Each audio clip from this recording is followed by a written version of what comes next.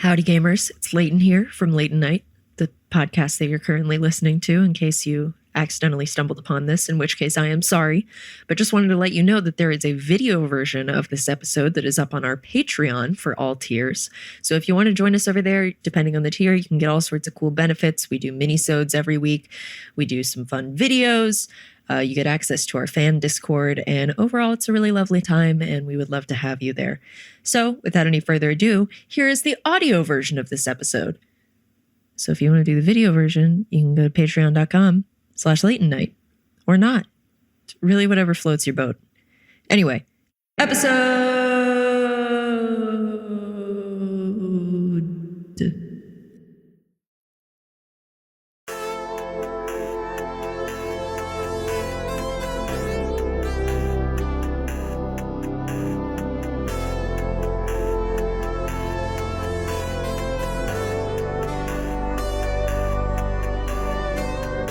We were talking about Starry. This is important. Oh, yes. So this is so important that you were like, let's wait to talk about Let's it. save it for the pod. Well, it's because we never have anything prepared. So anything that might be a potential topic of discussion, I grab onto it because it might be something we can actually talk about. You're the Kaiser Soze of podcasts. That's right. Yes. Starry. That thing in the background. I had never heard of Starry before, I think 3 days ago. And we took Audrey to see the new Spider-Man movie. And at the movie theater, she got a Starry. And I was like, what the? It's a major brand, like, You yelled thing, at right? Fuck, did you just Yeah, get this shit out of here. What is Starry? I've never heard of this until Thank you. Thank you. Fucking thank you. Chris, what's Starry? Starry is Sprite. The end. Yes. Okay. Pepsi discontinued Slice. Oh, okay. This is the Wow. missing piece of the puzzle. Yes. This I didn't realize. So it replaced Slice. It's a different thing. It's not like a renamed Slice.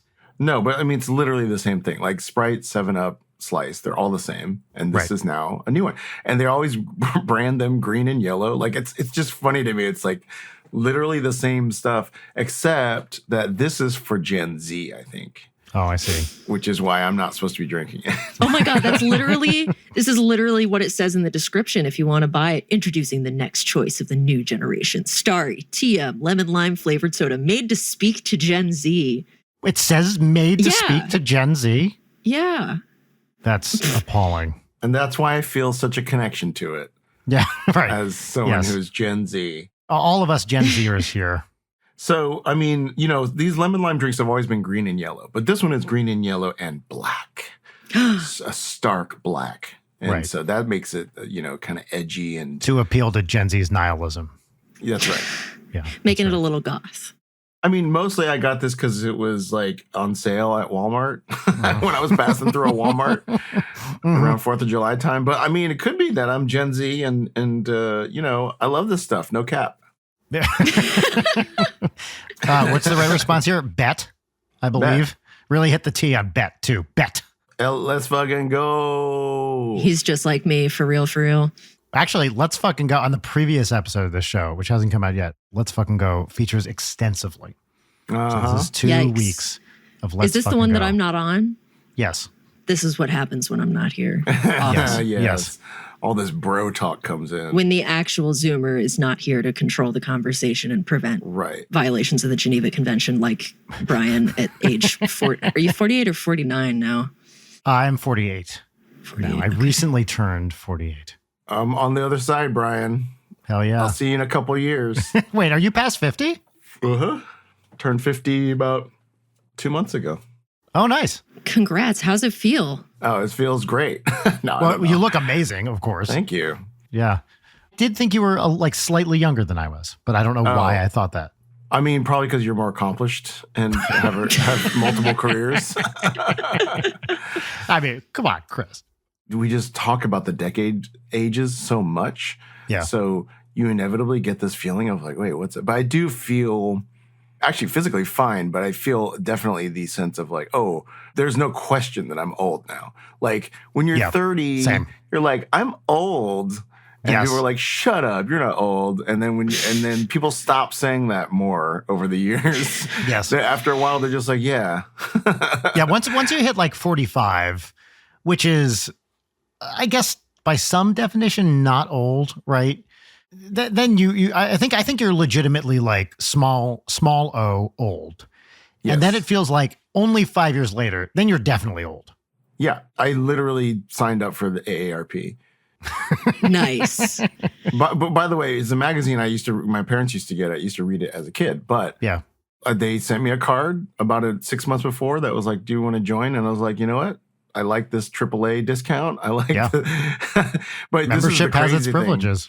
I don't know if you're on TikTok, but AARP is on TikTok. It is. What? So this is going to make you feel Hold old, on. Brian. Yes, please. So I was scrolling through my For You page, and I see this ad that's like, This is going to make me mad.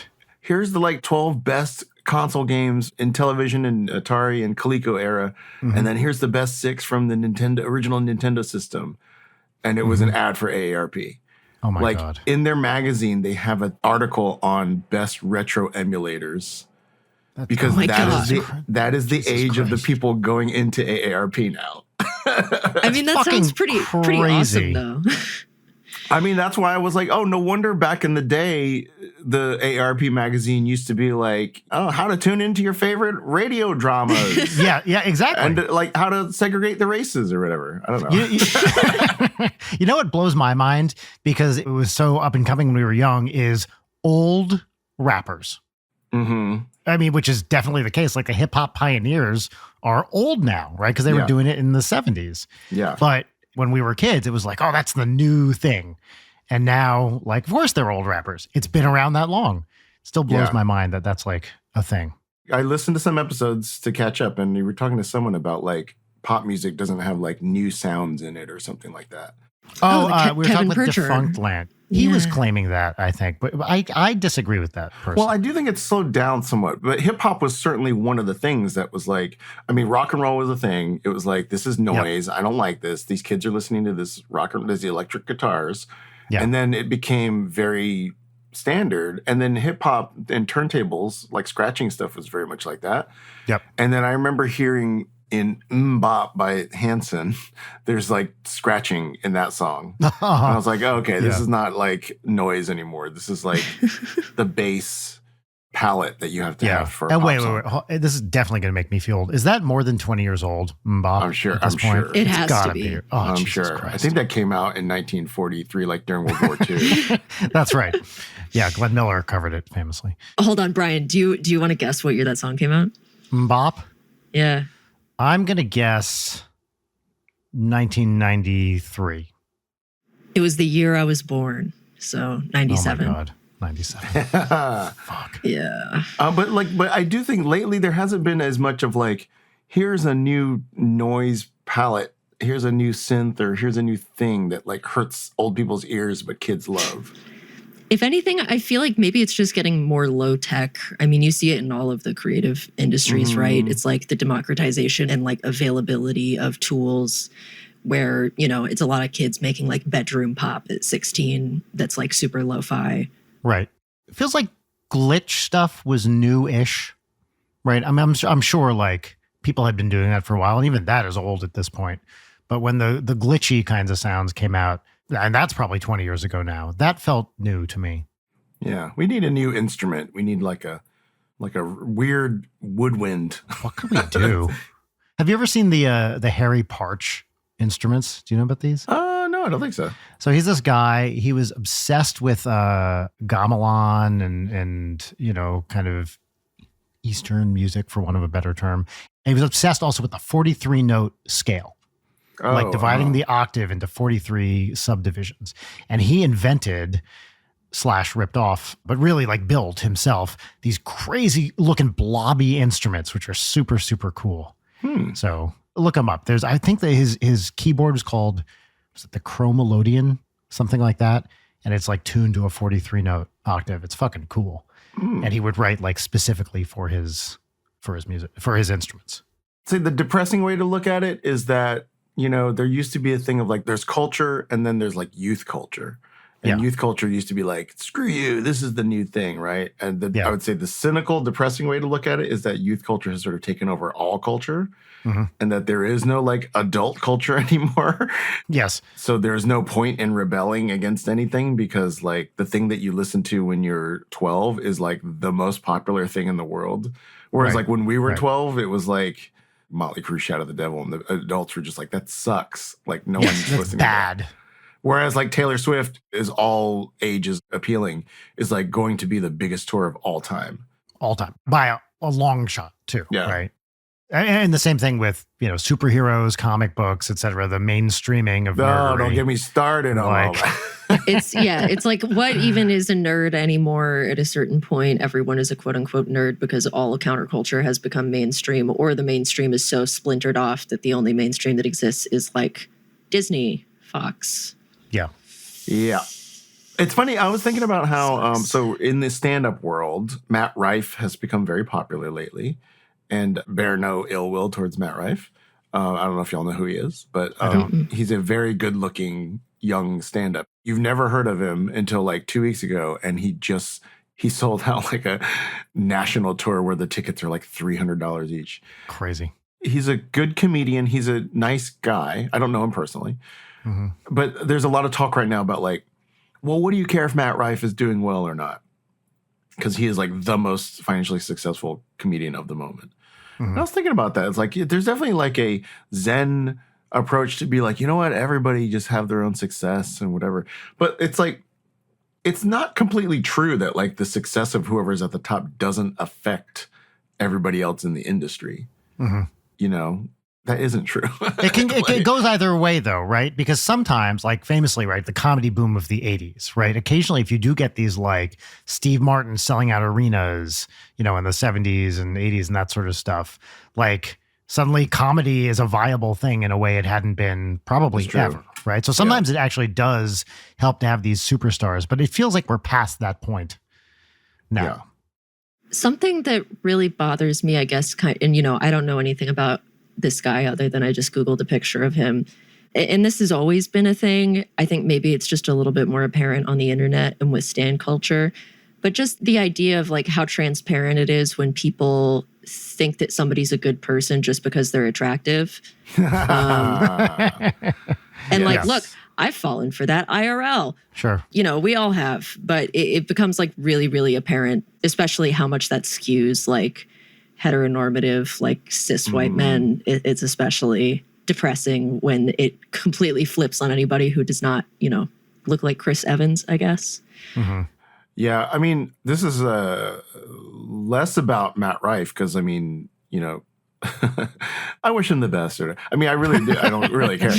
I bring this up because you brought up Marvel, where it's like, whatever you think about Marvel, like, is it not true that in some way it kind of sucks up all the oxygen out of the culture? That's definitely true. Yeah. I mean, and like if you're someone that wants to make other kinds of things, doesn't that affect you?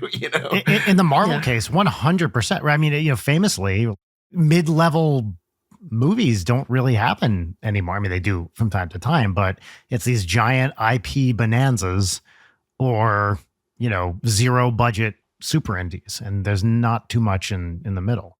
They also snatch up, this person's doing really well on like this TV show or, indie films or whatever. Let's get them in for a 3-movie contract, baby. Chloe Zhao, you're a good director. Get over here. Ryan Coogler. Yep. They snap them up and then they make them direct these films where like they don't even get to direct like half the movie because like the CGI sections are like handled by someone else. Right. Leighton, does that map to a video game world as well in terms of like AAA titles versus your indie Steam efforts, or I don't know? I actually don't think so. To be fair, I'm very skewed on the side of being an indie game dev, but I think there's like a certain type of person who will regularly and actively seek out indie games, and that's not necessarily the same kind of person. I mean, like I'll play big AAA titles. I enjoy doing that. I also like little indie games, but it's like a very different vibe. It's sort of like when Dream Daddy came out, that had like more spread compared to Homebody, which just came out, that I co-wrote, and you can get on Steam and Switch and Xbox and PlayStation. Which I already did. You did? That's so sweet. First of all, so I was listening to a recent episode and I was like, wait a minute, Leighton made Dream Daddy? Because I love Dream Daddy so much. Really? Yes, Oh my and God, I Chris, love that. means so much to I me. love that bear. I don't know if Brian? is it Brian? Oh yeah. Thank you. I pretty much only played that game to be like, okay, how am I getting with Brian in this whole thing? Statistically, he's the least popular dad, and I really love him. Yeah, we have the he's my stats. favorite. I mean, my husband kind of looks like him. But, you know, awesome. I'm like, can I hack the package assets of this video game and get to the PNG files of Brian? And so then I heard you talking about Homebody, and so I bought Homebody last week, played it over the weekend. What? Yes. Also got very scared over the weekend playing this game. Had to stop a couple times. Also, just a practical note for those out there, you can play it on a Mac, which I just did. Oh, I thought we established that you couldn't. I also thought you couldn't. But I think I just did. I played it using a thing called Crossover Games, which basically creates a container that runs Windows inside of itself. It doesn't actually run Windows. It's really weird. It basically translates all the Windows commands into Mac equivalent commands. Oh shit. Is it good? It's pretty stable? Pretty stable. Fun fact though, it doesn't render all the graphics perfectly because when I was playing the game, first of all, excellent game, loved it. Thank you. There's a creepy vibe to the game, I'll say. I don't know, it came out last month, right? So I don't know how many spoilers have gone out, but it's creepy. That's not really a spoiler. So did y'all ever read the book Annihilation? Yes, indeed. I've only seen the movie. I haven't read the book. In the book, I think it's the main character starts getting this brightness inside of her that it sort of represents her sort of turning from a human being into whatever the thing is. This is the Natalie Portman character in the movie. Yes, I think so. To be honest, I've read all three of those books and the characters start to blend together in a way that they're it's also so weird. Not very distinct in the first place, especially in that first one. It's just woman A, woman B, woman C. They all hate each other. That's the only way women can interact. But I did find actually that weird fiction place that book lives in is kind of where my headspace was in playing Homebody a lot. Wow. Oh, that's cool. And so in certain rooms, there was this big bright light in some of the rooms I would walk through. And it would obscure parts of the room. And I was like, oh, this is cool. This is that shimmer thing from Annihilation where it's this is some sort of spooky presence. Because even when I turned the lights off, it would still be there. And then I was like, oh, this is a bug because I'm running it in Your emulator. Hacked emulation version. So interesting. That rules. I got to a point where I was like, I don't know what to do next. And then I was in a little area where there's, I think it's called the artist studio. I was in a little area. I was like, I don't know what else to do.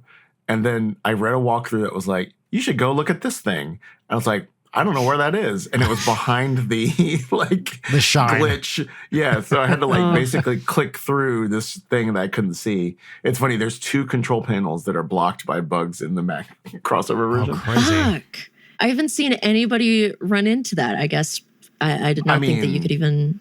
It's an unsupported version. It's an unsupported environment. I do like that it kind of contributed to the vibe. Yeah.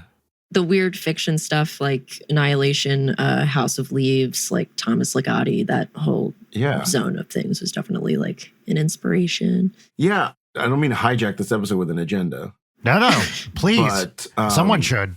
Have you guys heard of Amway? No. No, because I was thinking about it because I played the game. I really liked it. Oh, and I watched The Bear recently. Oh, we're going to talk about The Bear. Okay, cool. And I have a friend who wrote on The Bear. And both of these situations, I was thinking I really want to talk about the artistic decisions and the process of Homebody in a way that's I loved the game. I love the vibe.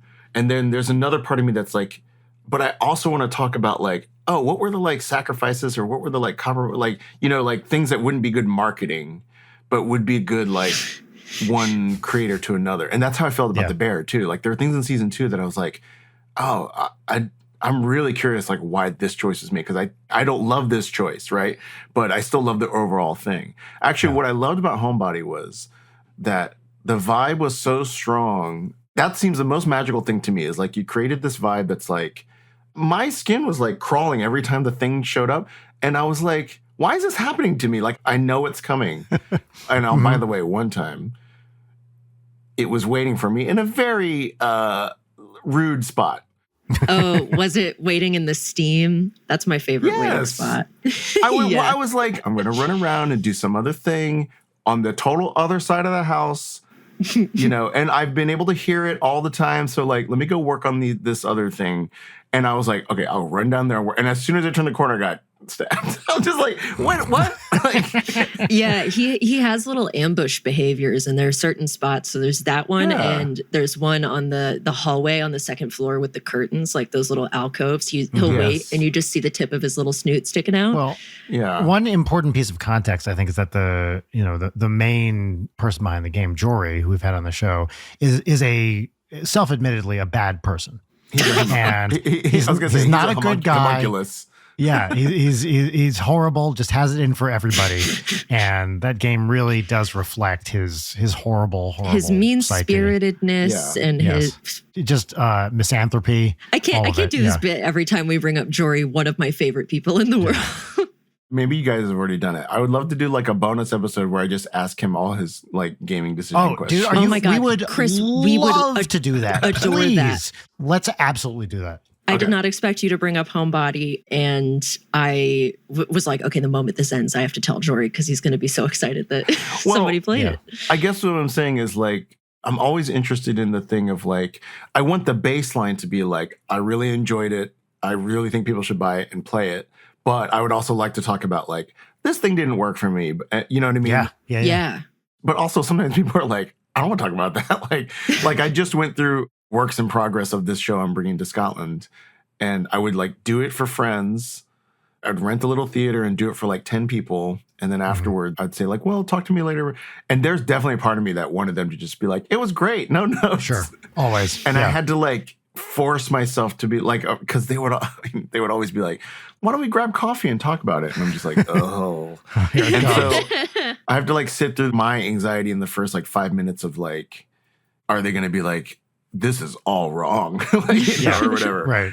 But the show always got better if I was able to listen to people. You know? I want to put this in context. So let's introduce this show and actually say your name.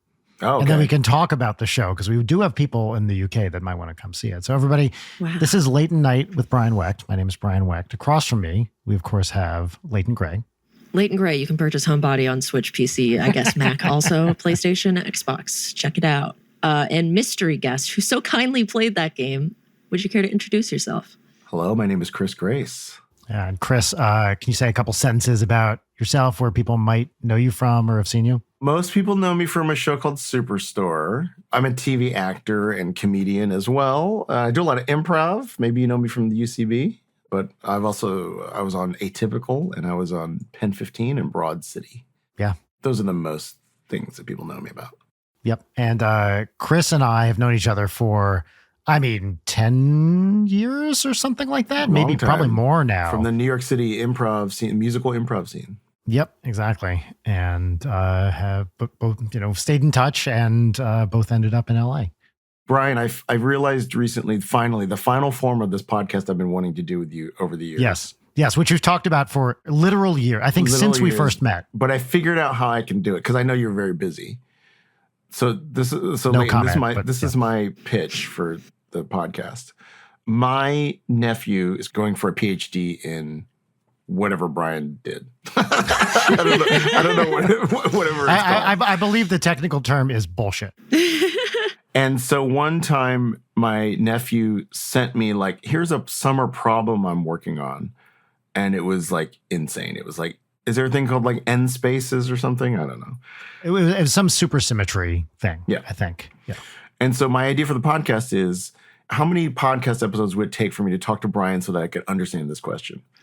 I love that. Yes. That's pretty fun. I think that's great. So my new idea for the podcast is I come to your house once a week. Great. Already sold, first of all. I literally turn it on, my recorder on for 20 minutes, and I get as far as I can in 20 minutes, and then you give me homework before the next one. Chris, I love this. I love this idea. I think it's great. I think it might take 3,000 episodes. But then we get to hang out more, which is always See, a win, but like, Chris, great. you're perfect for this because you have the patience for it. And if I had to spend any more time with Brian a week, I would eat nails. Sorry, Brian. No, I don't actually mean that. I do think, though, that if you tried to explain math stuff to me, I would just be completely fucking miserable. What I'm fascinated by is that I think regular people like me understand math at a certain level. And then there's a gap between what we know and what people like Brian worked on. Right. And when Brian talks about this stuff, or like when my nephew talks about this stuff, it sort of does sound like you're just making all this up, right? Like none of this is real. And so I want to bridge the gap. How do you get from a normal person to that? Well, this is something I'm really curious about. I remember showing up for grad school. Okay. And this is maybe even my second year of physics grad school. So at this point, I've done a bunch of undergraduate physics. I've done a bunch of undergraduate math. I've even done a bunch of graduate physics and math. Okay. And I go to my first seminar in that field, and I have literally no clue what anyone's talking about. I mean, maybe the first 2 slides are like accessible, and then everything after that is like insane jargon that I've never heard before and have no idea what it means, much less have some kind of intuitive understanding of. So there's something where the only way to like really get it is to just get your hands dirty time and time and time and time again. I often think about, there's a famous quote by von Neumann, who was like possibly the greatest math physics genius of his generation. Like people would say better than Einstein, just did foundational stuff in all sorts of fields, including computer science. And he has a quote, which I'm going to paraphrase because I don't remember the exact words, but it's basically like, no one understands math. You just get used to it. And I think that's really true. Like you come up against these concepts, which are very abstract. It's like, what is this thing? It's some abstractly defined thing. And you learn that it behaves a certain way. This is true in theoretical physics too. And after a while, you just start accepting that, okay, I've seen this thing and it's worked this way for a long time. It's not like a real physical thing necessarily. It's some concept. But these concepts in math and physics just start behaving in a way. The cool part is you start having an intuition for how they should behave as abstract ideas. Right. So it's not unlike being a musician, and you kind of know what chords are going to sound good together after a while. And at first, you're just like, you could sit down at a piano and just slap a bunch of notes or whatever, pick up a guitar and it sounds like crap.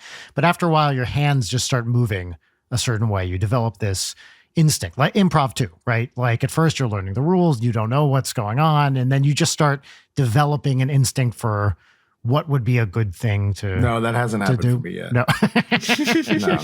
I pre-script all my jokes. Of course, as every good improv comic does. Yeah, well, the thing is that like somebody like John Coltrane eventually like went so far off the pen that his like last 3 albums are like unlistenable. I love Coltrane. I was literally actually just listening to him earlier today. Humble brag. Like humble brag. Yeah. What can I say? I know a lot about jazz, but I find those later Coltrane albums, I can't do it. No, they're awful. And like I'm saying, which of the theoretical physics departments are the John Coltrane's out there? Well, you know what? Some people would say like all of string theory is that. It is theoretical physics. The term people use is mental masturbation, right? Just physics just jerking itself off in the corner. And I don't think that's true. But once you start doing these abstract, weird things, some of it is just going to be abstract and weird and not really relevant for anything. Could you briefly say why it's not jerking off in a corner? Because I don't hold that position, but I'm curious what your defense of it is. Well, I think there are a couple things. One is you never know what is going to come out of the path you're walking down and why it might be useful for someone else doing something. And there are a million, like countless examples of some ancient paper, maybe not that ancient, but some rando result that some person did 30 years ago that, it wasn't useful for anything at the time, but it happens to be exactly the thing you need for the specific thing you're doing. And so you legitimately don't know what's going to be useful to whom. Some people just do these like god awful calculations forever. And it's like, these 100-page papers with just weird results. This is like a very Russian thing to do, by the way. Russians love doing these awful calculations and just like collecting them into papers. British people too, Russians and British people. And every so often you're like, hey, did anyone calculate this thing I need? I could take, 5 months and figure out this one thing. Oh, look, there it is in this paper with 99, things that no one ever cared about. And the one thing that's perfect and important. And you legitimately don't know what's going to be that way. So I think there's a strong argument for, even if it's not good for anything right now, maybe it will be someday. And the other thing is, I think it is always good to do things that are interesting to you, just because that's how you push the boundaries of knowledge. And the vast majority of those, we may not even know if they're right. Like, people aren't going to read them and carefully check them. So that's a whole other question. But I think there's a lot to be said for just humaning out science in random directions, and that's how you expand things. So I'm not sure I would say that's not masturbation. I'm just saying that masturbation rules and we should encourage it. Well, to me, it's like, I think one thing that makes it hard is that I think any like truly like self-aware scientist that is humble will admit that they like don't know everything, right? If you don't, like, you're not doing science. And any scientist will admit So that. then the problem is that like then it becomes difficult to distinguish between like your uncle who has like, That's I right. have these 3 notebooks full of like why cold fusion works, and I worked it all out. My dad was a nuclear physicist, so like he would always encounter these guys like that were like, yeah, what you do is nice, but like I also figured it out just by like, I mean, if you've done the basic math, it all works out. The system doesn't lose any energy or whatever, and it would be like books and books of like numbers and stuff. And then my dad would like sometimes see it and just be like, that's all garbage. Like none of that is anything. Immediately. Yeah. That intuition part that you're talking about, it's like, oh, this is what I was actually going to say about Homebody. This is perfect.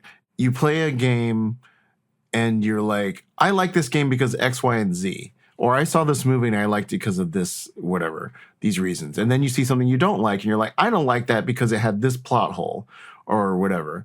But like, to me, it seems disconnected from why people actually like or don't like things. Yep. Because I'm going to say this in the gentlest way possible about Homebody, which is that there were a couple of times where I would like run into a room and just spin around because like I would like run in and I'd be holding on the key and I'd be running immediately out of the room. And one time I died because of it, I will say. So if you've played back what happened, it was me running away and then just running in a circle and getting stabbed.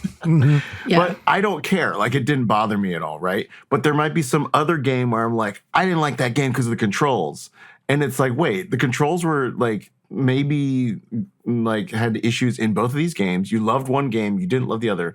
And you hold this up as this like legit reason to like one, right? Like, and that means that if you fix the controls in that one, I would like it somehow, but that's not true. Well, the other thing is, and Leighton, tell me if this is wrong, I think in Homebody, that's a very conscious choice by the designers, which I assumed was there specifically to be kind of disorienting.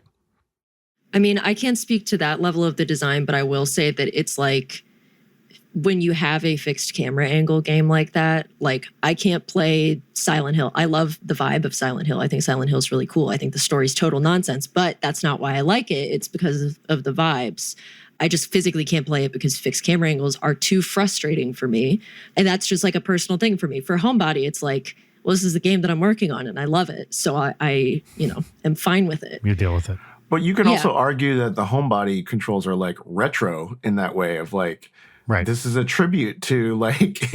I mean, that's 100% what it's doing. And additionally, with like Jory and the team who actually makes the game work, did a patch of you can do tank controls now, which I also can't handle tank controls. I saw that and I was like, okay, I'll try these tank controls. I was like, wait, what's happening? But I think for especially for like genre media, I think for certain things to enjoy them and not get hung up on these, like what you're saying of like, well, I didn't like this thing overall, but I will pick on a small element of it that even if it was fixed, I would still not like this. This is just a tangible thing that I can point at other than saying like, I didn't like it. Mm-hmm. But there's a certain level of like bullshit that you have to accept for certain genres. Like horror is a really easy one to do, where it's if you're going into every single horror movie, like, well, why wouldn't they just shoot them? Why don't they just run away? Like, you just have to tolerate it because that's how a horror movie works. And like, it's similar with like a lot of the sort of shenanigans and like reasons I don't like watching anime TV shows, where it's just like, there is so much information and none of this makes sense. And there's too much going on. So like, I can't get into anime because I can't get over that base level of stuff that you have to accept about this thing. But with horror, once I got to a point where I was willing to accept the baseline thing and not feel like I needed to be smarter than it, you know, you have a much better time.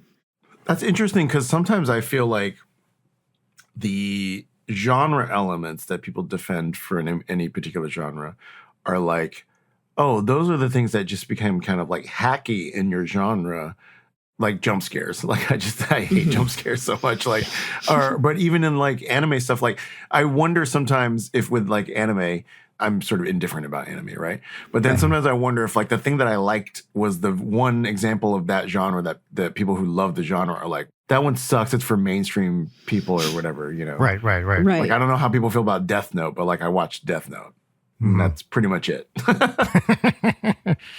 I think like what people are willing to put up with is fascinating, and to bring it back around to like Marvel shit, I'm not willing to put up with it even remotely. You could make the most technically cool, you know, artsy Marvel or DC movie, and I will hate it even more, because this is a thing that I get mad about a lot. But like, we've entered this realm where like people who don't like horror movies and have never liked them or don't watch them are suddenly being like, horror is actually good now because it's about social issues, because I watched one A24 movie. And it's like, you dumb fuck.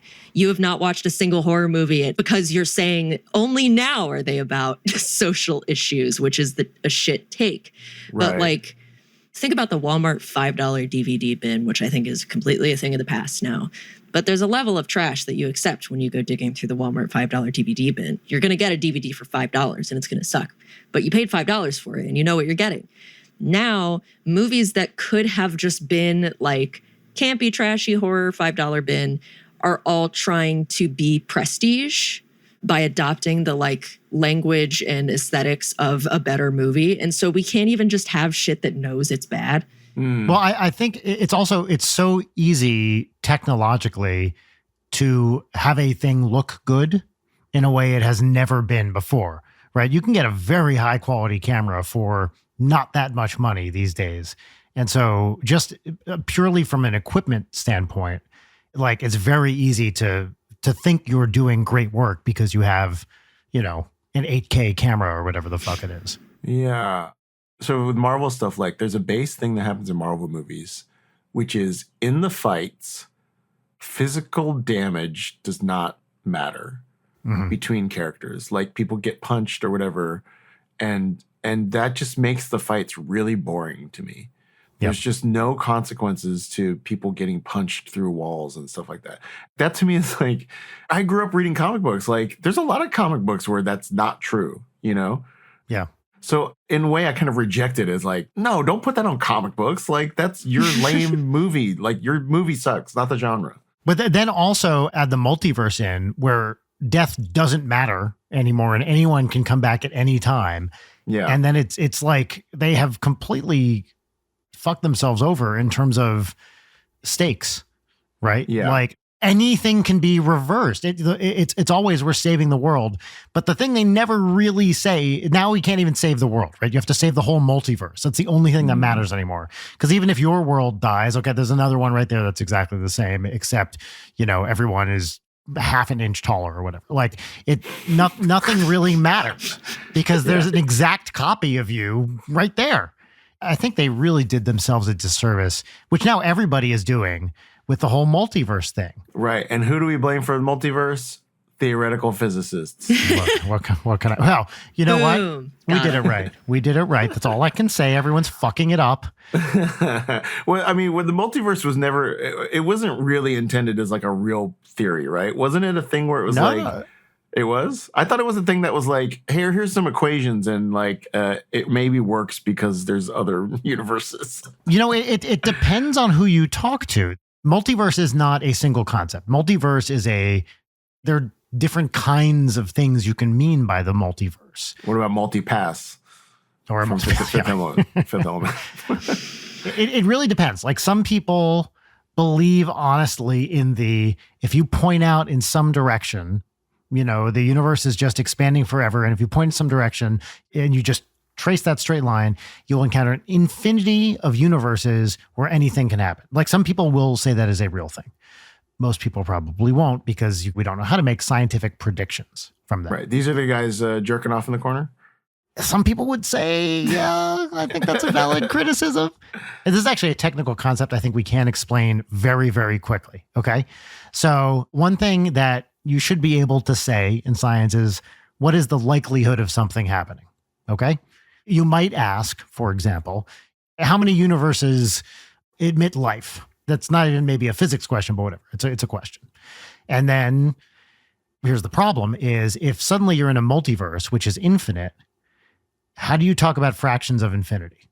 You can't. Everything is zero or infinite. Like it just doesn't make any sense to talk about things relative to infinity. And so anyone who's talking about the multiverse, the big question, the reason that a lot of people would say it's just masturbation and not the good kind, is that you can't say anything concretely. You can't make predictions. So a lot of time and effort go by very smart and not like, unreliable scientist goes into talking about when you're dealing with the infinity of a multiverse, how do you make any kind of meaningful prediction at all? And that's a hard question that some people would say, just don't even bother because you're never going to. And other people would say, let's think about it and see if we can come up with something. So far, as far as I know, no one has come up with anything, but there are certainly people smarter than me who would say, yeah, we're actually making progress on that. The real masturbation here, and also not in the fun way, is that it's just corporations being like, we have all this IP. How can we get away with doing this? No stakes, big space laser. Here's 10 versions of the same character. Let's do it over and over until we all die in the heat death of the universe. Fuck it. I was thinking someone should make a version of the movie Ip Man, but Ip is IP. Okay. And it's just like a genre director, right? I think that is what is that joke was made. I'm gonna cross off my list. Yeah, we're gonna. It's a pass. It's a no Jarek, from us. Leave that in. I think the sort of depressing thing about it is that just in every walk of life. Okay, so and this is relevant to someone who's just turned 50. Is that there is a part of you that can be like, okay, we can keep trying to make the world better. I can keep trying to like create art that makes people happy or make people laugh or whatever. Or, you know what I could do is I could just kind of extract what's left from the world and just do what sort of helps me for the remaining years of my life. And I sort of like, don't worry about that stuff anymore. And I do feel like what you're talking about, like, oh, they fucked themselves because like now no one can die in the multiverses, but they haven't really fucked themselves because the movies still do okay. Right. So yes, maybe on a 20-year timeline, we can look back and go like, oh, this is when people started being less interested in these movies, but they're still going to extract like hundreds of millions of more dollars from it as it dies, Sure. They don't need to be billion-dollar movies. It's okay if they only make 200 million or whatever, right? Yeah. It makes me so sad, like when I see somebody that you thought was like an activist or something or whatever, any public figure, and then they're like, oh, they're just like now they're just on their grift, and like that's sort of it for them. Like they figured out their positioning and they're just gonna kind of cash in, and you know, it's sad. And also, I'm like, how do I get to that point? Because I'm ready to. Where's cash my in. grift? Yeah. Well, because there is an availability, right? Like any of us could go on Twitter and say things that pissed people off and rage farm it for money. And also, the sad thing is like that I also think like anybody can do that. And the sad thing would be like if I went and did that and I was like not that successful. And I was like, oh, wait, some of these people actually does take some talent to do like what they're doing. To really piss people off. Yeah. Yeah, Yes. it's like eliminating that feeling of shame. I mean, because I think we've seen so many people kind of collectively do the right wing or fundamentalist pivot because it's very easy to get. I mean, maybe it's not easy, but if you have no sense of shame and are fine with completely humiliating yourself on a daily basis, you can do it and you get money. Yeah.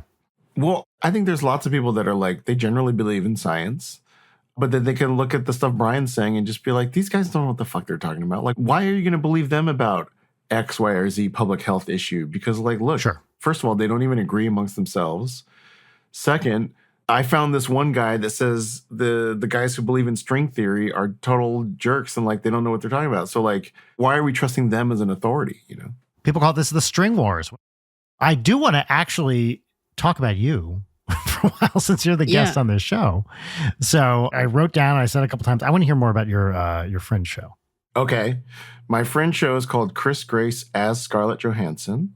Mm-hmm. And this is me doing a biographical one-person show about Scarlett Johansson, inspired by Scarlett Johansson's decisions where she feels she can play any person in the world, no matter what their background.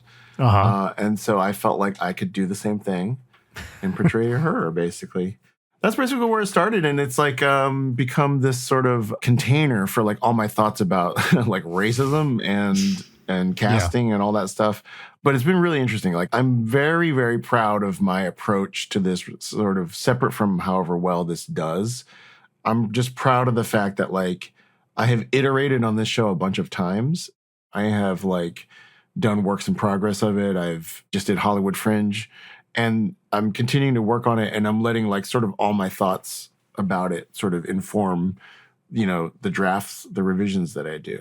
And it's been really interesting. Almost all the good ideas I have in this show, like, they came to me sort of intuitively or from my unconscious, just sort of living with the script for this year. Sort of started it in like January.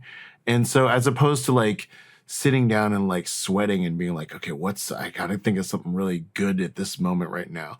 It'll happen like basically like a couple of the things are things I sort of like accidentally did in a performance. And then I just sort of captured that. For Hollywood Fringe, like maybe one of the performances I came up with like 2 new better ways to say something that just like crystallized it for me better than it did before. But like if I do that enough times, I'm like adding a bunch of like good new stuff to the show.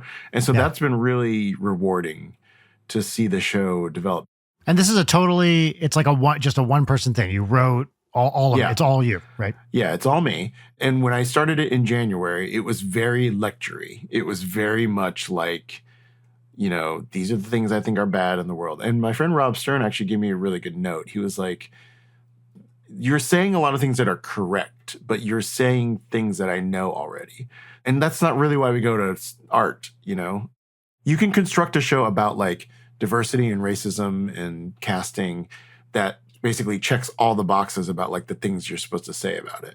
But because I have lived in this body my whole life, I should have like deeper insight into these things. And so I've been sort of like trying to have my antenna up for like when those moments happen. And like some of them have happened like very just spontaneously. So anyway, I'm just happy with that part. And so the show is very interesting still for me to perform. And so like I'm going to Scotland, I'm going to do it 27 times in a row. Oh my God. Amazing. That is a very large number of times. Yeah. How many times have you done it by now? I've did 6 at the Hollywood Fringe, and I did like 3 work in progress performances of it. So, I mean, it's going to evolve a lot, I expect. So I'm excited to see where it is after the Fringe. It's funny, when you do like a work through or read through for your friends, like it's not nearly as satisfying as it is for like strangers. Right. Because they're all comedians or artists or playwrights or whatever. And so they have like legit, you know, good constructive criticism, but it's like, it doesn't feel that great. Is anyone going to care? Yeah. One thing I did learn this year is that like, we're always talking about how, you know, artists, you should go out there and you should fail often. And an expert is someone who's made all of the available mistakes within a, you know, a narrow field of study or whatever. So just go out there and embrace failure. And really, you learn more from failure than you do from success. Or I was like, yeah, but it feels bad. Like, yes, they don't talk about that much. That just like, yeah, I mean, I know I learned less from success, but like, but it's fun. Like I did it in Austin at the Fusebox Festival, and I got a standing ovation. I was like, you know what I learned? I learned that standing ovations are awesome. And like, you know. Well, and also when you have like artist friends give you advice, audiences might not give a shit about that at all, right? Like it might just be like the audience is responding to some other thing, like, wow, they thought you looked awesome in that costume, you know, like yeah, that's all they care about. That was definitely not the reason. But you know what I mean? Like the stuff they care about is sometimes much more surface than any artist friend is going to do. Back when I used to do like a lot of public speaking and doing talks and stuff, you know, friends would be like, oh, we'd be happy to sit and have you do it for us. And like, I'm not perfectly fine. I will have fear shits all day leading up to it, but I'm perfectly fine doing a talk in front of like a bunch of strangers. If it's a room of my friends, I want to self-immolate. It's like too much. It's too close. Yeah, because you care what they actually think. Yeah. But I also think there's a nice thing that you have with people that you've worked really closely with or that you know really well. Like I feel like Vernon and I have this really great creative relationship in a post Dream Daddy society where like I think both of us know what our like crutch things are. And I think it's a thing that other people would not be able to point out, but we're able to like be on each other about like, here's this thing that you do all the time. Nobody else would notice it, but I know you well enough that I know that this is what you do. So maybe like push it in a different direction. Yeah, I wrote this script and I had to help my friend John Accardo, who's a magician. I helped him write his Edinburgh show for 2019. And there is a narrative construct in my show that I was like, oh, this is exactly the same as the one in John's show. And I was like, well, this is my style. Homage. This is my trademark. Aaron Sorkin plagiarizes from himself. So. Well, that's the other thing that I think about a lot, which is the having high personal standards. I just want to say please, that for Patreon members who can see the video, Leighton's water bottle I thought was a bottle of hand sanitizer. So it really looked like you're just drinking. Getting wild. Sorry, Brian, go ahead. No. It's all good. I think a lot about, you know, having high standards for yourself and that getting in the way of actually getting shit out there and doing it and, you know, just putting the fucking thing out. Another thing that people talk about is the Ira Glass thing. That's like, you know, I did radio for so long and you know, you have such great taste at the beginning, right? But your taste hasn't caught up with your skills. And here's a radio thing that I did when I was 8 years in, and it's not very good. And I was like, yeah, but underestimating how bad it feels to go through, like it's fun. It's funny to me that we're just like, yeah, I mean, just keep going or whatever. I mean, but it's hard to keep going.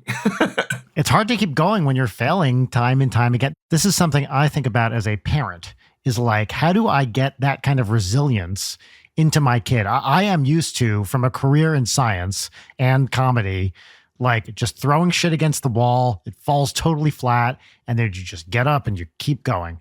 And how do you teach that skill of being bad at something yet persevering? And actually, I think one really good way to teach it is video games, where like, let's say there was a game where you just died over and over and over and over again, and you had to keep going back to doing the thing. Like that teaches, okay, it's fun. You want to do it. Talking about 12 minutes? Yeah.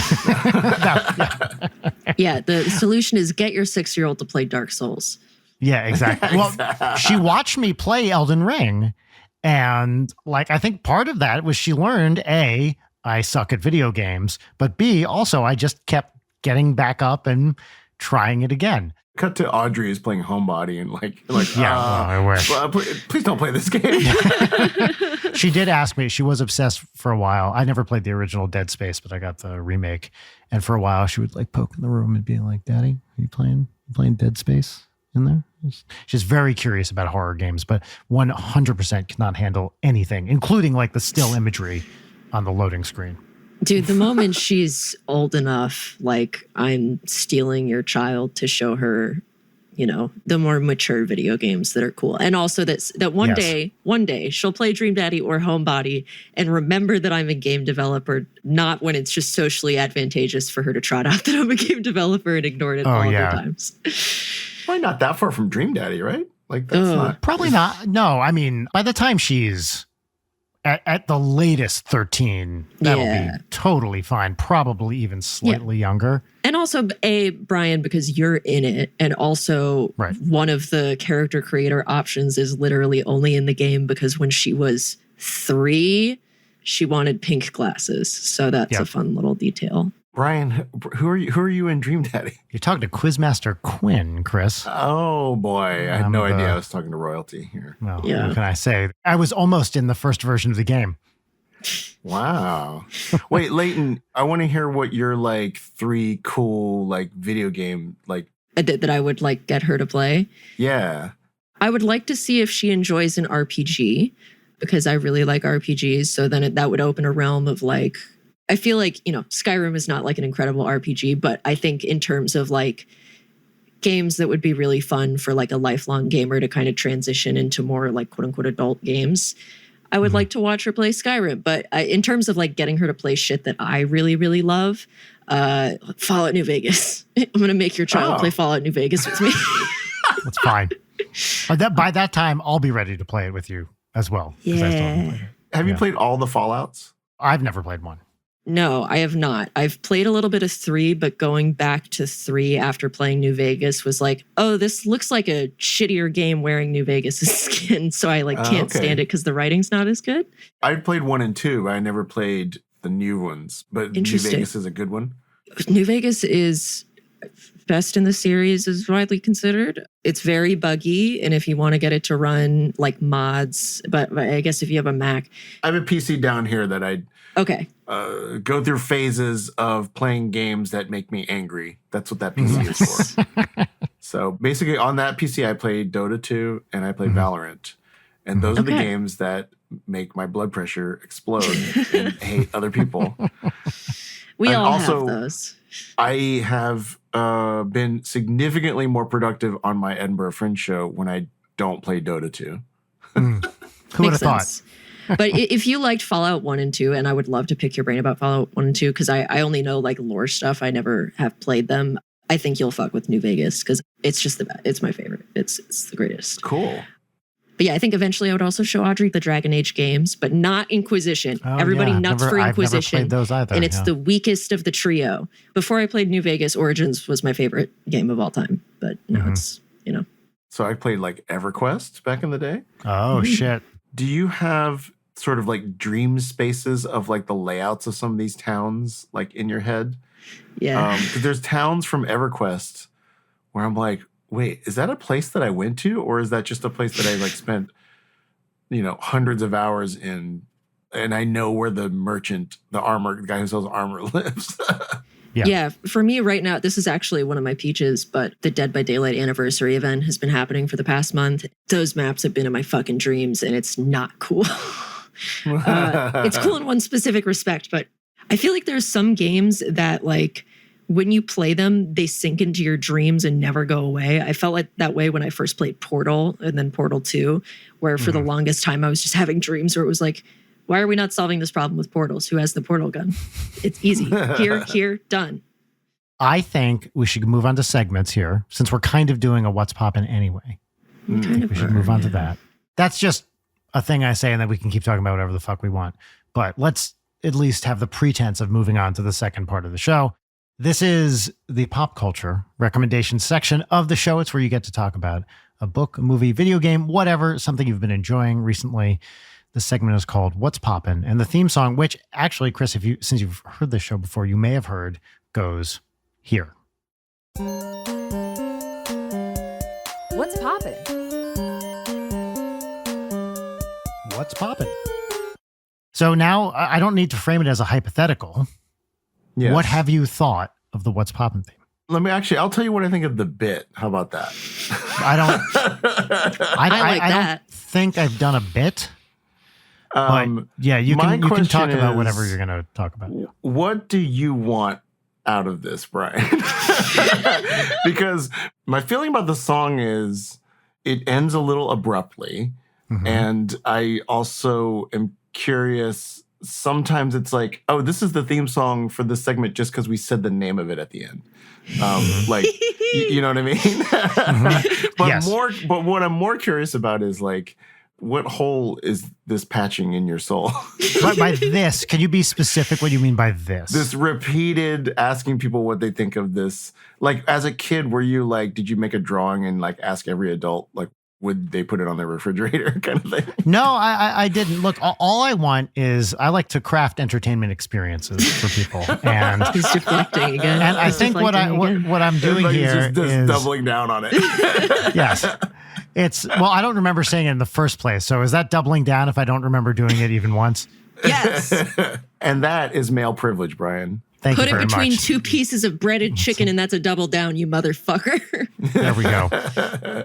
I listened to the call-in episode, and Oh, Brian's yes. commitment to, I won't call it a bit, but what, your you. interest level of people's opinions was, to me, it laid bare the desperate neediness behind this construct. That, you know what?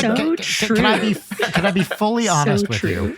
And so in my brain, and I'm gonna peel back the onion a little bit here.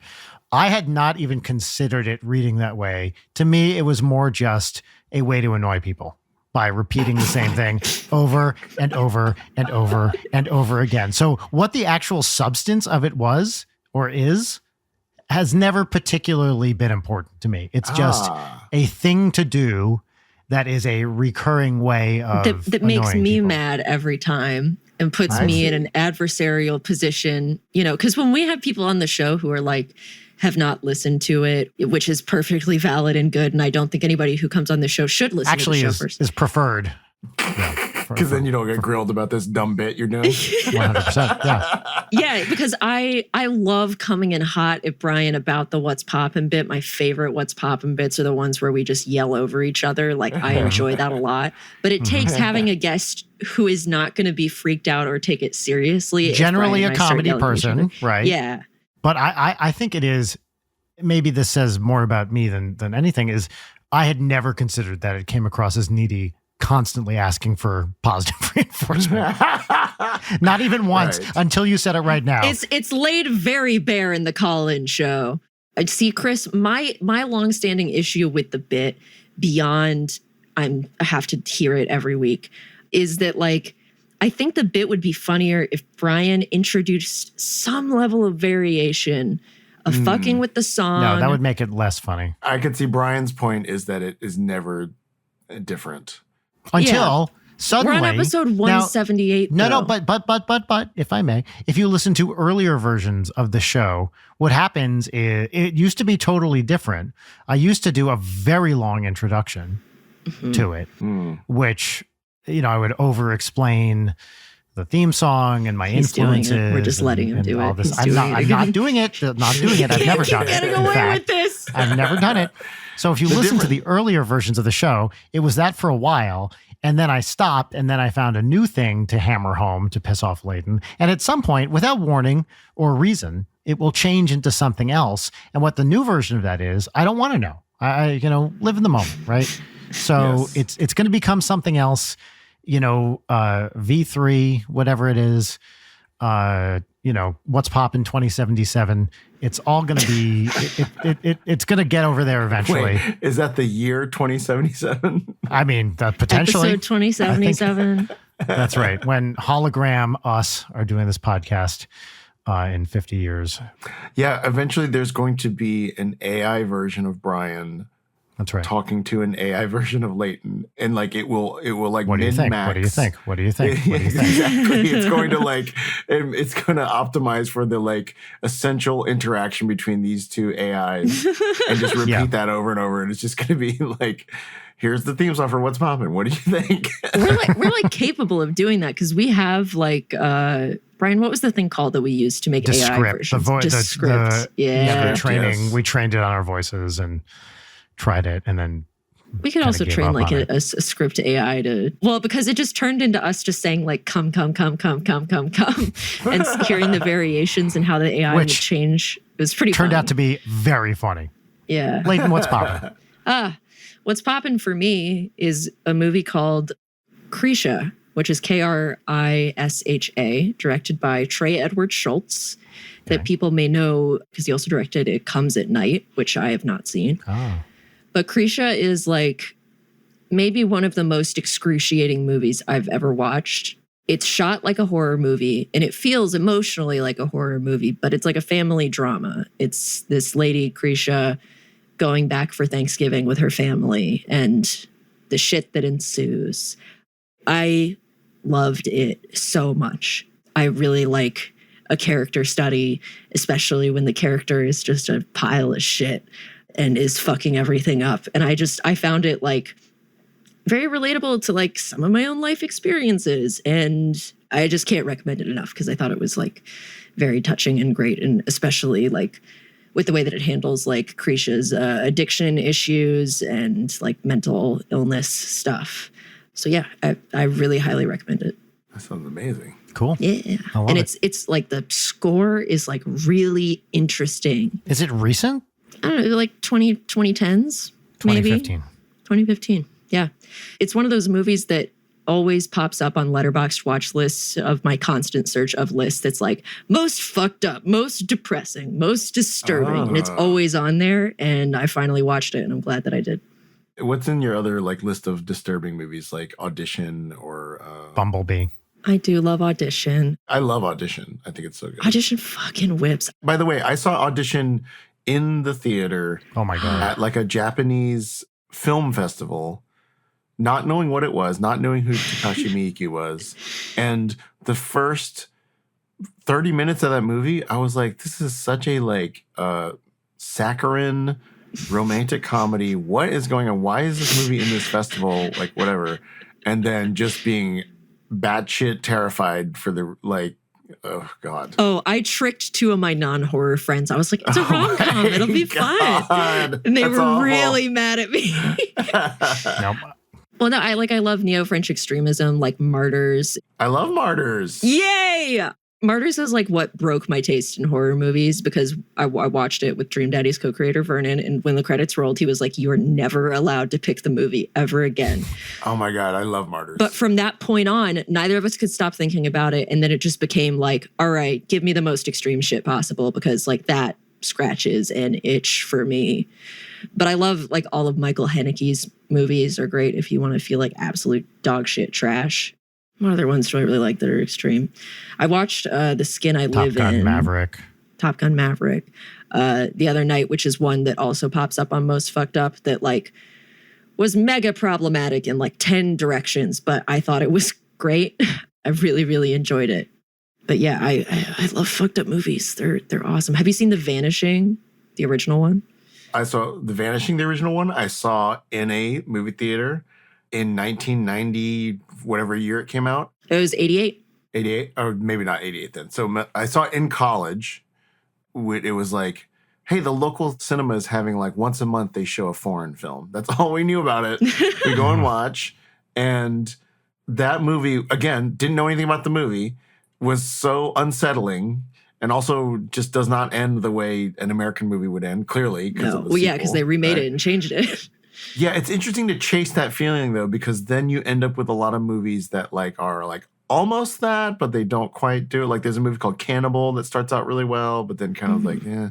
Things that are fucked up, but feel fucked up in the wrong way. Like to shit on Terrifier for the millionth time. I really hate Terrifier. I have not seen that one, yeah. Audrey really hated Terrifier. She loved Terrifier too, though. I am usually not the person to be like, this movie hates women, even though that's like a very pervasive thing. But like Terrifier has the most like blatantly misogynistic violence of a horror movie in a way that just feels like really fucking gross. And I heard that 2 just completely doubles down on it, which is like, neat, interesting. Not a sort of like as much a horror movie as the other ones, but speaking of Scarlett Johansson, I love the movie Under the Skin. Yes. Mika, I forget her name, but the score for that movie is fabulous. Which I'm changed from Hollywood Fringe to Edinburgh Fringes. I think I'm going to use some of that music in my show. Oh, nice. Yes. That's right. Yeah, because the thing I love about that score for people who haven't seen it is that like there are all these sort of like classic love themes that evolve into sounding very off and creepy. Yeah. Wait, do you mind if I recreate it right now? Do it, Brian, do it. Yeah. Brian, you're I would gonna love just to. do this. Brian, you're just gonna do this. You're gonna go dum, dum, dum, dum, dum. That's all you gotta do. Okay. Doom, All right. doom, doom, doom, Okay, ready? doom, doom, doom, doom, doom, doom, doom, doom, doom, doom, doom, That's the music I'm going to use in my show. That's perfect. That is 100% what it is. I remember That's we were in the office fantastic. and Dan was like signing a bunch of your albums and we were talking about like horror movie scores that we I liked told and him putting not them to on. do that, by the way. When I put one of the songs from that on in like 2 minutes in, he was like, all right, next one, I can't do this. But Under the Skin has like some of the best, like truly alien, scary imagery. Like that scene where the guy just kind of like, Ugh. so good. So good. that like physically like hurt me when that happened. Yeah, because it's completely like unexpected way for something like that to go, and it's just so inhuman feeling. Yes. There's also a very off-putting audio cue with it. Yes. It's almost like a metal box like snapping shut is like there's like a to it that's like very like, wait, that's not the sound that would make. Are you into David Lynch, Chris? Yes, I love David Lynch. We're I big David watched Lynch that stans latest here. Twin Peaks. We actually haven't finished it, but like there's one episode of the like new Twin Peaks where they're just like, no, fuck everything about this show. This episode's in black and white. Yeah, and episode 8. Episode 8. It's Right. about Episode Here is the 8. water and here is the well. Drink Yeah. deep and Deep and descend. descend. Well, because I love that like this new Twin Peaks was kind of like, I felt like he was kind of like, people are getting too comfortable with my stuff. And, Yeah. obviously his work has like informed so much other stuff. There's so much stuff that you see and you're like, oh, feels Lynchian or whatever. And then he's Yeah. just like, nah, I still got it. And it was amazing. We have talked about it on here. It is one of my favorite things I've seen in a long time. And It's I the was best a big, film of the 2010s. I was It's 18 hours. a big but- fan of the original when it came out. And I just cannot believe that the return was as incredible as it was, like start to finish. I was bought in immediately and Definitely couldn't get enough. Finish it, Chris. I would be dying to know your Yeah, take on it's the great. ending because the Oh, okay, ending cool. is like my favorite part. It's so Oh, bleak. cool. It's fantastic. Speaking of fucked up audio cues, Yeah. Oh, Is it weird that we're not like into Guardians of the Galaxy considering our tastes? so have you seen Firewalk with Me? Yes, I have. That's like one of my favorite. It's up there with The Vanishing and like the remake of Funny Games is like my favorite movies. Oh, really? Interesting. Yeah, I like the Funny Games remake better than I like the original. one of the things I loved about the Twin Peaks: The Return is how seriously it took the movie. Yes, as like because that part is of the like the mythos, key. right? That's the whole key. To Yeah, everything. the show Yeah. feels like, because I love the turn of first 2 seasons of Twin Peaks where it's just like everything is kind of happening around Laura and then the movie just completely humanizes her in Yes. a way that is completely devastating. And then the return follows up on that where it's like, if you skipped Firewalk with Me or didn't like Firewalk with Me, you're not going to like the return. No. Right. Yeah, it doesn't like act like it didn't happen. It like doubles down on it. No, big Yeah. time. In fact, and if you didn't watch the movie, you're going to be like, what the fuck is happening here? Like, it's great. Someone else needs to do a What's Poppin'. Yes, please. What's poppin'? Chris? I'll do What's one. poppin'? Mine is Great. John Early, his Oh, new yeah. special called Now More Than Ever. Is it awesome? I love him. He's so funny. It is so good. So I love Kate Berlant and I love John Early. Yes. And I love them together. I love them separately. It's funny because I have these like stand-ups now that are like John Early, Kate Berlant, Rory Scovel, that are like my heroes, and they're all younger than me. It's I like know. weird to have like heroes that are younger than you. But this is what's shocking about the John Early special is the thing that has stuck with me since I saw it is the music in it is really good. Really? Okay. Like it is a like mock music rock concert documentary, and then he does stand up and then he sings songs, and like the comedy is really good, but the songs have stuck in my head since that's then. awesome. I got to check that out. In one part of it he sings After the Gold Rush by Neil Young, and like every single day the melody has been in my head. It's like so pleasing It's weird because it's like none of the songs are comedic. None of them are ironic. It's like stand-up comedy and then just a song just presented as well as it can be presented and then back to comedy. And I don't know what it is. I mean, it might be like my sort of over comedyized mind of like, oh, I like it when I like watching a stand-up special where there's like not comedy. I don't know. Maybe that's what it is. So that is my what's poppin'. That's great. Sick. I love it. Brian, what's poppin'? Well, we mentioned it before, but I do want to talk about it. What's popping for me is The Bear. And I almost didn't want to say it because people won't shut up about it. And I hate talking about anything like that. But And you love being a contrarian. I love being a contrarian. I just like making people unhappy and I hate fun. But so I'm not done with season 2. I have a few episodes left. But for the first time in honestly, maybe 10 or more years, I watched an episode of The Bear. I watched it again, and then I watched it again. I watched the same episode 3 times. Oh, wow. Because I loved it that much. You know, that's not how the streaming service is supposed to work, right? Well, I hear they get more money. So these asshole writers are really raking them over the coals right now. And I was hoping to support the streaming services a little by giving them a little more of my money. Which one was it? It was the episode of Forks where Richie works in the fancy restaurant. Oh, okay. So I don't know what happens in the rest of the season. That might totally undercut this, but I'm not going to say anything that's actually a spoiler, but it takes this total, like, kind of jerk character. He's got a sympathetic side, but he's not kind of an asshole. He's a straight up asshole most of the time. And it gives him this sort of redemption arc in a really, really affecting way, I thought. Mm-hmm. And it was like, this guy needs a win and it gives him a win. And the way that show is shot, it's all like these insane close-ups. They're like cutting off faces in half the shots. It's shot in this really wild way. And I just thought this episode was so great. I watched it 3 times in a row. And the show in general, I've been very affected by, like in a way that doesn't normally happen to me with. Can I suggest that you put it on 3 screens and watch it in 3 screens at once? Sure. Great. That episode, I was watching it going like, oh, this episode is giving me what other people say Ted Lasso gives them. Yes. Thank you. Yes. I cried. I've cried every time I've watched that episode. Part of what has like happened to me since getting near 50 and turning 50 is like, I started to realize like, I feel like part of becoming an artist is like realizing like sort of like what your individual like superpowers are. Mine are doing repeated bits, for example. Yeah. Repetition in general seems like your thing. Repetition in general is my thing. Repetition in general oh, Lord. is my thing. So, if you're going to put it out there, I just have to do it. Sorry. The guy plays Richie. Yeah, even Moss. I will say one of his superpowers is that on camera, he can become vulnerable in like the quickest time almost of anyone I've ever seen on camera. Amazing. So there's a conversation he has near the end with I forget Olivia Colman. Yes, where he just I think asks her like on paper it would just be like something like, and why do you do this or whatever.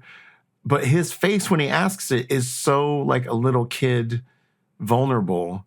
Yeah. And it like flips into that so quickly that it's just like as a technician, as an actor, I was like stunned by it. I was like, he's amazing. And he takes this guy who, again, on paper, he could be like, this total like jagoff dude.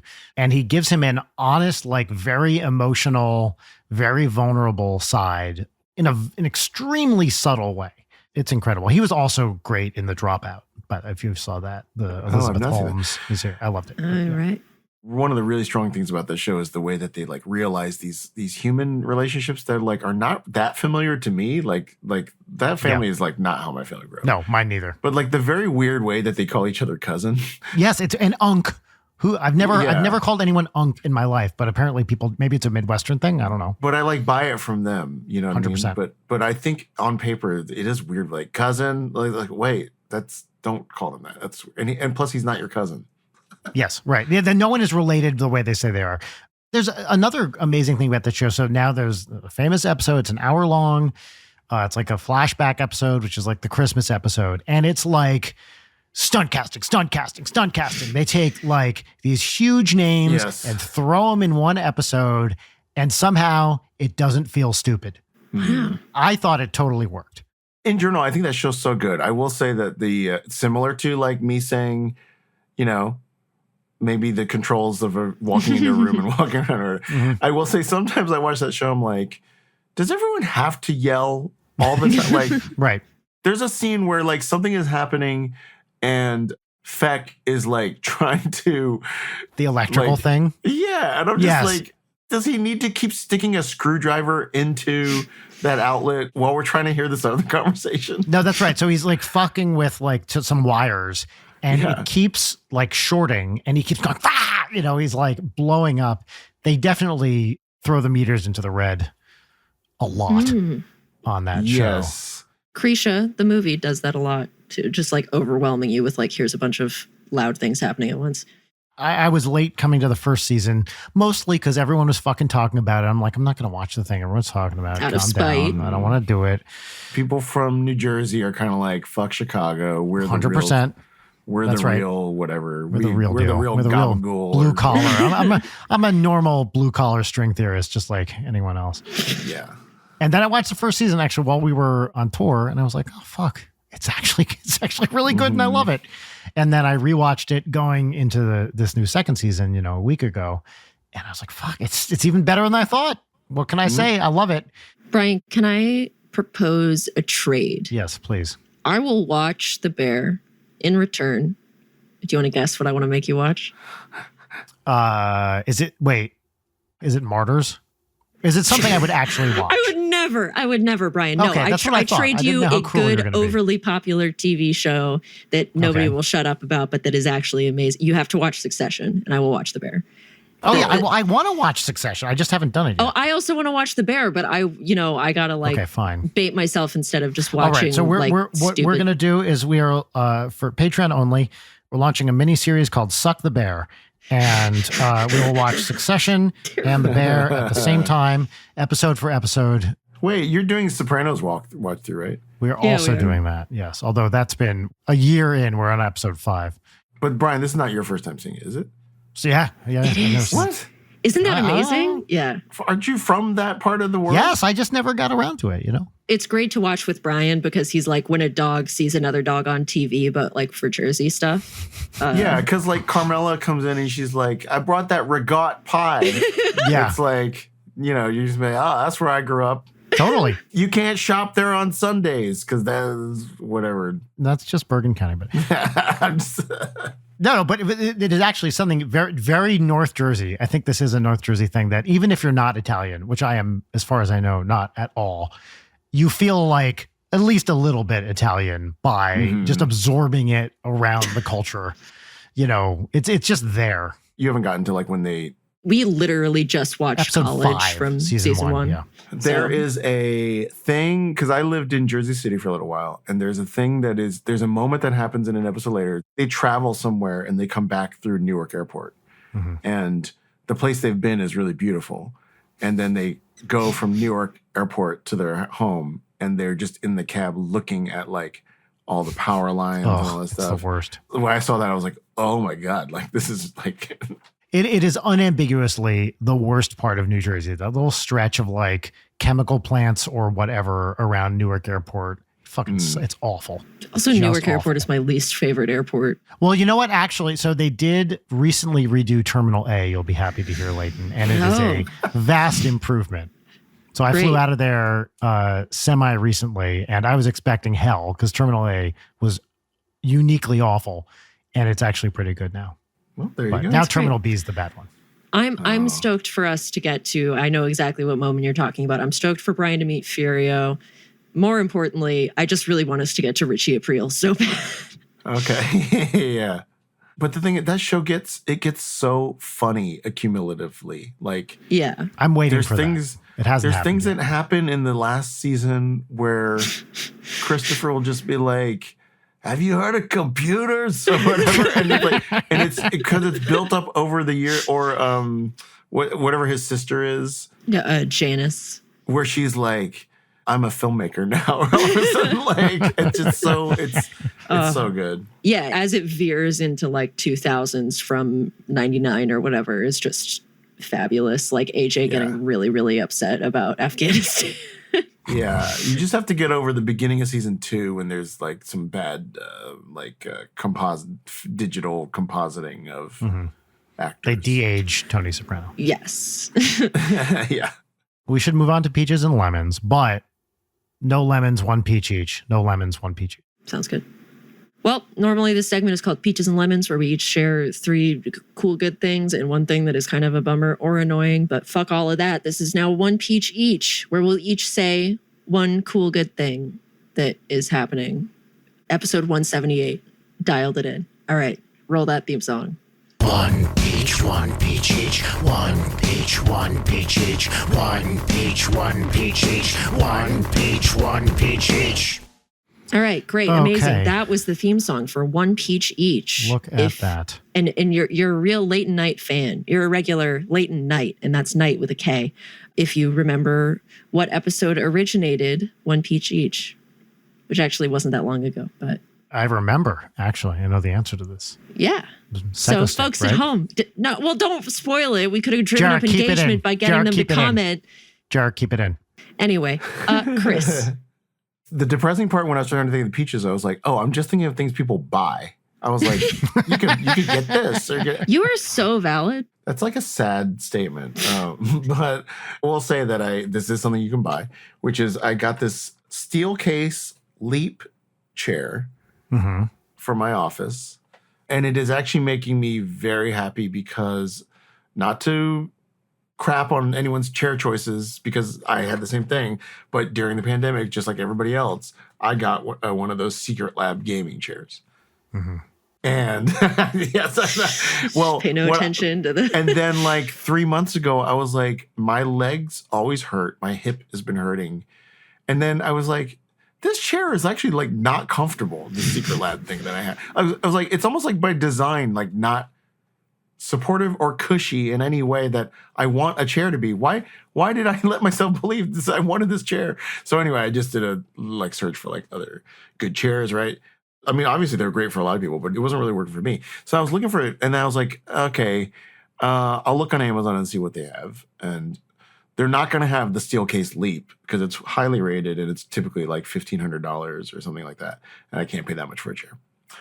So then on Amazon, I found one that was $4.99, and I was like, is this real? Is this refurbished? Is it used? Or what's the deal? Like, why is it so $1,000 cheaper than the other ones? And I was like, well, I'm going to get it. And it isn't. It's a plain black steel case Leap 2. And then immediately it went up to like $800. Oh, shit. And I was like, oh, and I was like thinking about getting my husband one. But here's my pro tip is that occasionally this steel case Leap 2 on Amazon will drop to like $400 or $500 while all the other colors are $1,500. And it's like, I mean, I guess if some people might care about the color of their office chair, but I don't. So, and since then my body has been feeling better. Care deeply about the color of my office chair? No. What are you talking about? But do you care $1,000 about? Right. I don't know. I don't. But no. So that's my peach. Lovely. Brian, what's your peach? So I'm going out to my homeland of New Jersey in a couple days, and I got a ticket to see the Sweeney Todd revival on Broadway, and I've never seen a live production of this show, and it's one of my favorites, and I am very, very excited to see it. Literally the only plan I made for my entire trip out there, like concrete plan, was like 2 months ago. I bought a ticket to see this show.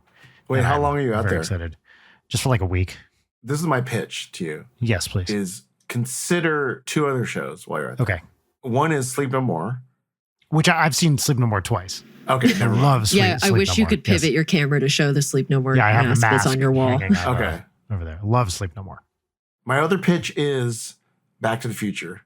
Is it good? Okay, because I love Back to the Future. I love Back to the Future. I'm not going to say that it's good because that's not true. But it is enjoyable. And I will say that it is good in the sense that The big emotional moments that you remember from the movie, they nail. And that's Okay. kind of all that matters. There's going to be a couple songs where like, cut this song, like, please cut this song, like, or whatever. Yeah.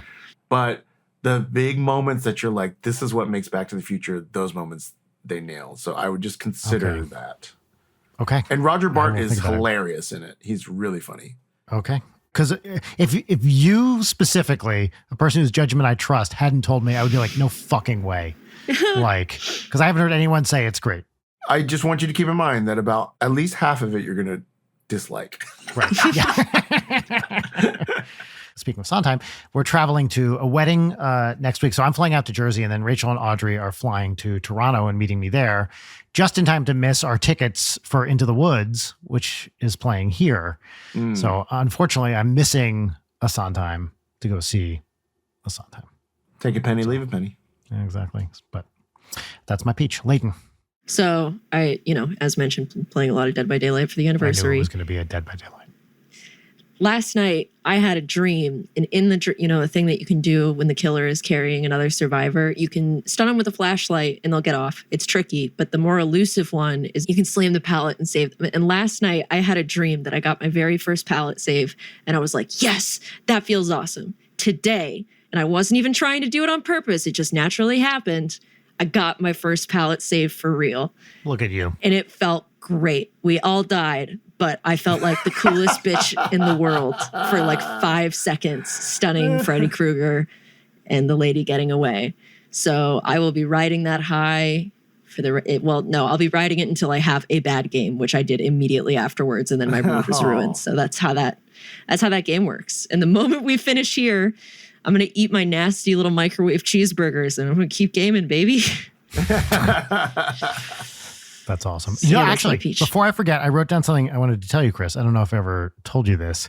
It is thanks to you and a Facebook post of yours from I don't know how many years ago that I learned about the sandwiches at the Roma Deli Oh, yes. in Pasadena. I remember Pasadena, you posted California. a picture of these basically saying like, if you know, you know, kind of thing.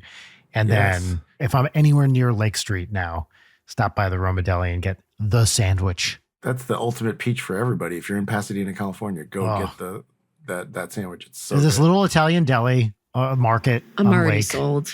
There's a man who has been working there for 60 years or something. Yeah. Little old Italian guy. I don't even know if he still makes it, but basically they sell pre-wrapped sandwiches. It's like on Italian bread. It kind of varies very slightly day to day, but it's like some combination of like salami and mozzarella, little drizzle of olive oil. You don't even order it. You just go up and grab as many as you Yeah, want. I mean, they you have a have no vegetarian choice. version. Like you No. can't be like, oh, I want it's I'm whatever the in. guy made. It's just I'm in. there's a giant fucking pile of them on the counter. It's the kind of thing where you walk up and you're like 4, or you just take them, it's the best. And this guy is still hanging out there. He's got to be 90 something years old. He's very, very old. And the man makes a sandwich and it rules. Yep. Little Pasadena institution. And it's all because of a Facebook post from Chris, 7 years ago or something that I was like, I should go check that place out. Chris, this was awesome. Thank you for taking this the was time. And it's a just great total to spend joy. time with you. I really appreciate Thank you you being so here. much. Thank you for Homebody and for Dream Daddy. Brian, You're thanks welcome. for discovering I don't know, End sandwich. Space, Super Symmetry. Actually, this year, you know what? We did pass the 20th anniversary of my big result this year. Oh. The thing that I am known for in physics. This is the 20th Oh, anniversary. wait, that's what the podcast should be about. Can I understand why it's such a big deal, whatever you did? Can you, in 20 seconds, in the most technical way, just describe exactly what your big result is? As technical as possible. Don't worry if we can understand it or not. Okay, yeah. With my advisor, Ken Intriligator, who I actually just saw a couple days ago, we discovered a simple way of calculating the exact scaling dimension for a large class of operators in any n equals 1 superconformal 4-dimensional field theory. Okay. That's the goal, for me to understand that Yeah. sentence of this. First of all, I have to be like, Kenneth Trigilligator, that's a real person? Ken Intriligator. Yep. Oh, he's not only a real person, he rules. Dope name. That's the machine that drove the ship in Hitchhiker's Guide. The the Intriligator. Intriligator. He's a very sweet guy and a stunning physicist, yeah. Chris, if people want to find you online or if they want to get tickets to your show, where can they go? Yes. they should go to chrisgrace.com/fringe. That forwards people directly to the Edinburgh Fringe tickets link, and it will be updated later if like tour or anything like that. If you're on TikTok or Instagram, I'm Chris Grace Comedy. I am not on Twitter. Wait, am I on Just Threads? Twitter Blue. You're just on Twitter Blue. Yeah. And then I guess because of that, I'm also on Threads and I'm on Blue Sky as Chris Grace. Amazing. I love it. Well, folks at home, hope you're staying nice and cool. If you're in an area of the world that is hot, and if you're in an area of the world where it is cold right now, I still hope you're staying like toasty. Or this is the end of the show. This is the part where the show ends. This is the part where the show ends. I don't know. See you next time. Possibly the worst ending we've ever done. Bye, everybody. Or the best. Or the best. Late Night is produced by Brian Wecht, Leighton Gray, and Jarek Centeno. Follow us on Twitter at Leighton Night, on Instagram at Leighton_Night, or email us at leightonnight@gmail.com.